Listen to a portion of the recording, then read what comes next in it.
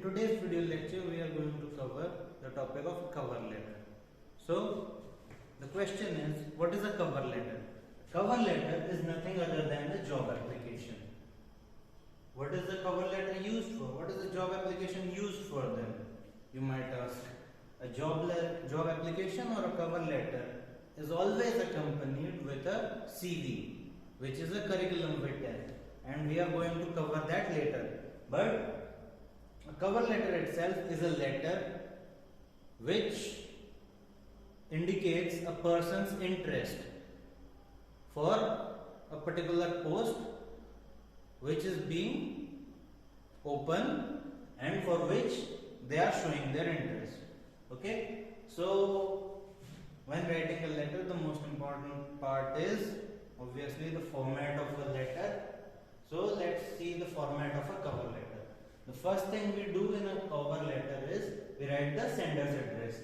Sender's address, then we leave a space empty, then we go to the date, then we leave another line empty, then we get to the receiver's name or their title, then receiver's address, then another empty space, and then we get to the subject, which must be underlined to highlight its importance. A subject, we must always remember, is the summary of the letter. Next, we write this respected sir or madam depending on the situation. Then we write the body part or the information, the pertinent information that we are willing to convey. And we end the letter by thank you. Then the celebrations is sincerely and the sender's name, which is you, or it can be XYZ. Next, we are going to see what we are including in the body part or information section. So these are some of the points that we must remember to include in a body part of a cover letter. The first thing we do is introduce ourselves, which is who we are. We are telling the person whom we are writing to who we are. Then we are writing the purpose of the letter, why we are writing this particular letter, which is to apply for any job. Next is, third is, how we find out about this vacancy. It can be through any public medium like newspapers or television advertisements or radio or the internet or the website of the organization even. Okay. Next is the fourth point, how we can be useful or why we should get this job. This shows what your qualities are that will be beneficial for the organization. Next, we write our intention in applying for this job or why we want this particular job. And lastly, our expectations from the organization. We have already told the organization what they can expect from us, what we can do for them. But next is, lastly, we must show the organization what we expect from them, what we are hoping to find in a prospective employer. Okay? So, this is the introduction to a cover letter. We know the format. Let's recapitulate. Sender's address, date, receiver's name or their title, then receiver's address, then the subject, then respected sir or madam according to the situation, then the body part or the information. These all things are the information that we are willing to convey. Then thank you, sincerely, in the sender's name. Okay. Now we will see an example of a cover letter.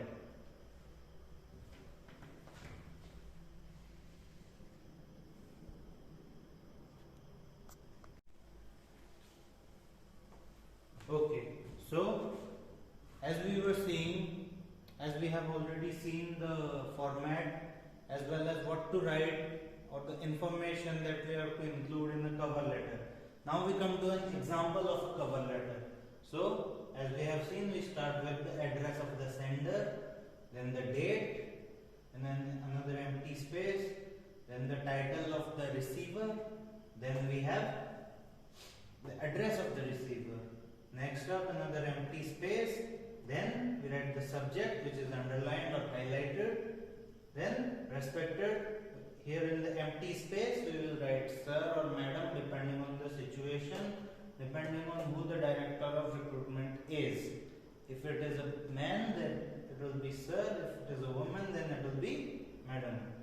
Then, as we remember, the first thing we write is our introduction, who we are. So I am XYZ, which we have chosen for the sake of convenience, a student of Government Polytechnic Kendrapada in the 6th semester of engineering diploma program. I am, then the next thing that we write is the purpose of writing this letter. I am writing about the vacancy for a junior engineer in your organization.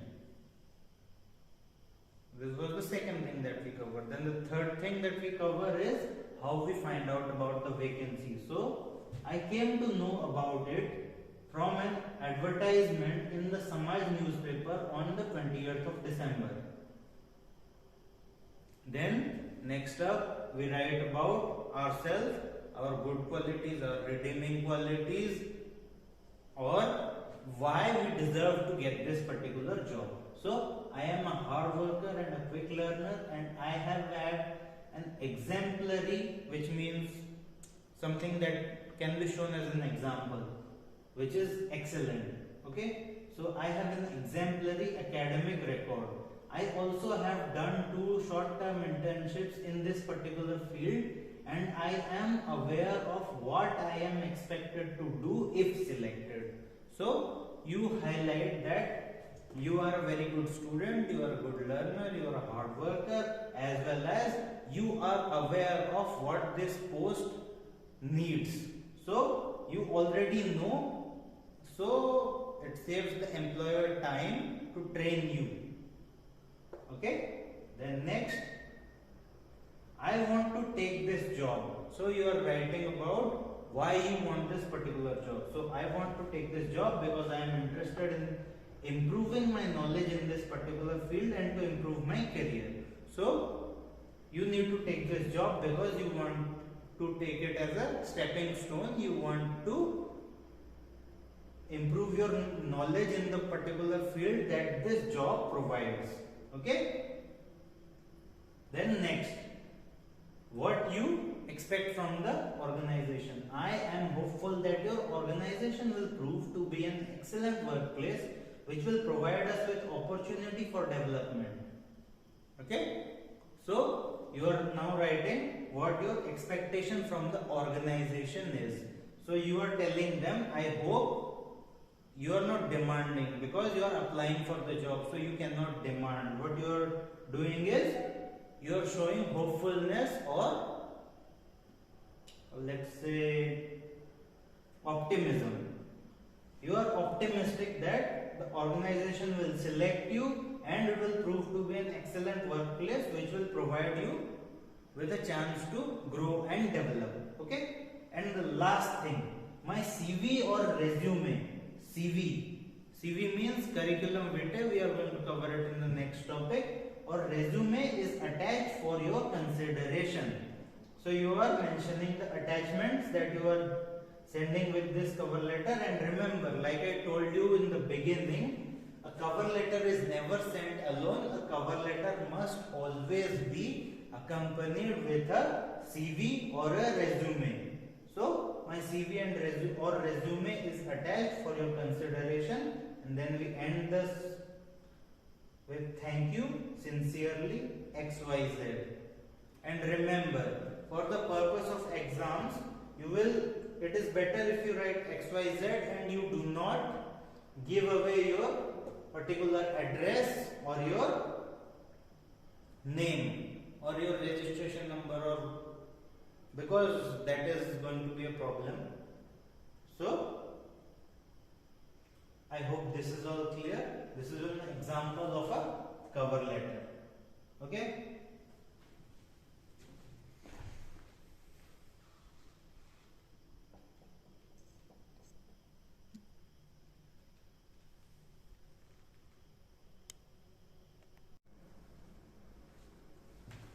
Okay, next we come to our CV, resume or biodata.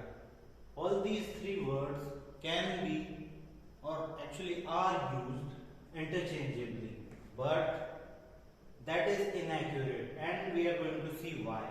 So first of all, biodata is your biographical information, which is the data about your life, biography, which means your life. Okay, then comes CV. CV is a short form for curriculum vitae. As you can see here, it's curriculum vitae. These are words in Latin language. Curriculum means course and vita means life. So curriculum vitae actually means course of life. Okay, and next is resume. You can see it's not resume, it's a resume. You can see the accent over M here. It's a resume, which is a French language word which means summary. Summary, or we can call in Odia Saransh. So what are the differences between all these three? So first we come to biodata. Biodata is not academically inclined. It means biodata is not interested about your academic information. It only wants your information about your life. For example, what is your age? What do your parents do? How many people are there in your family? What's your weight? What's your height? What's your age? All these kinds of things, which are not really related to your academic qualifications. Next comes CV. Every single notable achievement which is academic in nature. So in the course of your life, for example, you have done an internship. That comes inside a CV.